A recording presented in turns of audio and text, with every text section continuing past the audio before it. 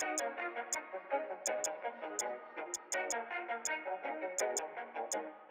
one, and I just summarize in three. We need speed because it's too long today. As Etienne mentioned, they started with something already built, not from scratch, and it takes more than 5 years to do it, and for many reasons.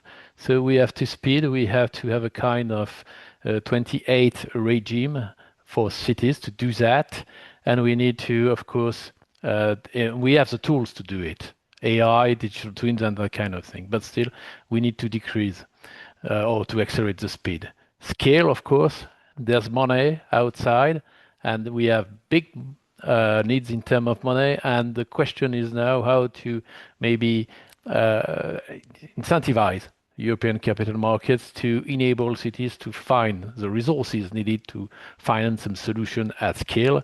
And the last one, which is the trust, because we have it's very different from one member state to another member state. The trust between member state and cities is not always there, and particularly because cities can be seen as increasing public debt, being in competition to find public debt or to refinance public debt or to waste time.